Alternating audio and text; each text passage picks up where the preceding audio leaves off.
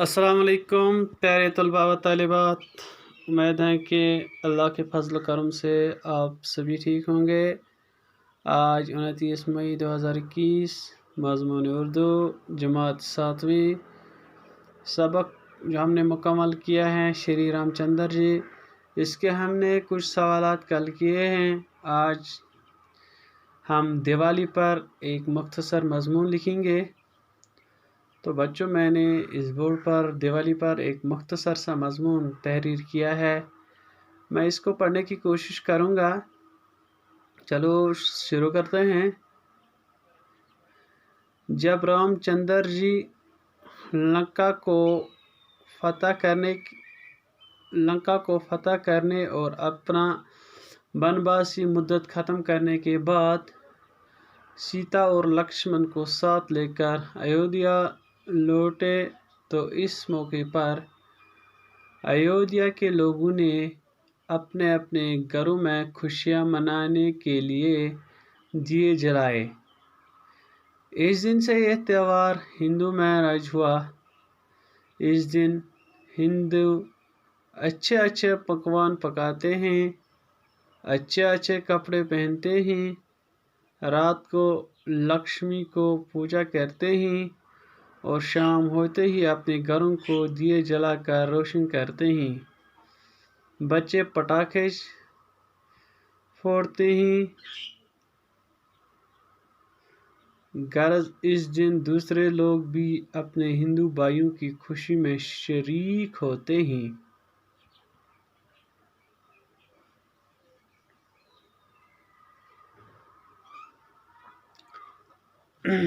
देखो बच्चों, ये दिवाली पर एक मुख्तसर सा मज़मून है। दिवाली आपको पता है ये हिंदू का त्यौहार है। हिंदू लोग इसको बड़ी शान से मनाते हैं।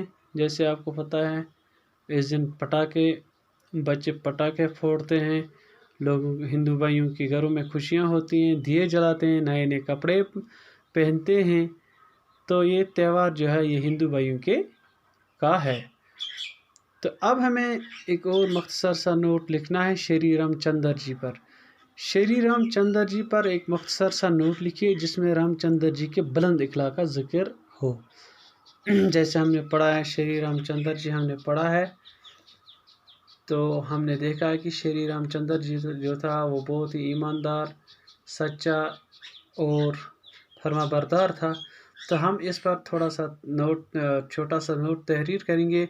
यहाँ पर मैंने इस बोर्ड पर श्री रामचंद्र जी के बुलंद इखलाक का जिक्र मैंने थोड़ा बहुत किया है।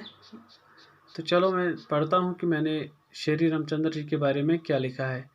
रामचंद्र जी अयोध्या के राजा दशरथ के सबसे बड़े चहचहाते और फरमाबरदार बेटे थे।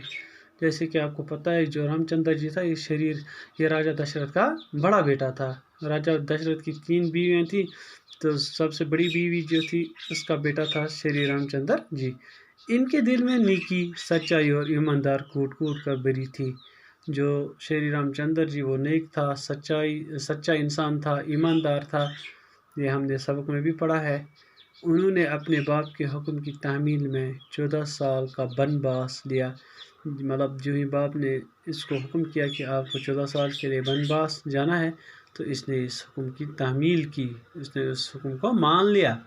बाप का हुक्म पूरा करने में उन्होंने 14 साल बराबर वनवास रहने और भरत की फरमाइश पर राजगद्दी को ठुकरा कर फैसला किया। मतलब बाप के हुक्म पर इसने बराबर 14 साल कहाँ गुजारे, वनवास में। और जो ही इसका बाप इस दुनिया से चला गया, तो इसके दूसरा भाई जो भरत था उसने उसको राजगद्दी पर बैठने को कहा था, लेकिन श्री रामचंद्र जी ने उस टाइम उसकी फरमाइश को ठुकरा दिया था, क्योंकि वो अपने बाप के वादे का वो वादे का पक्का था। वो अपने बाप का हुक्म पूरा करना चाहता था। इस वनवासी के दौरान रावण का सीता को उठाकर अपनी बहन के इंतकाम में लंका ले गया। रावण के साथ लड़ने के बाद राम ने लंका को फतह किया और सीता को छुड़ाकर अपने भाई लक्ष्मण और सीता को साथ लेकर अयोध्या वापस सही सलामत लौटे और फिर वहां राजगद्दी पर बैठकर राज करने लगे। जैसे कि आपको पता है جو لنکا کا راجا راون تھا، اس نے شری رام کی بہن کو جنگل سے اٹھا کر لیا تھا۔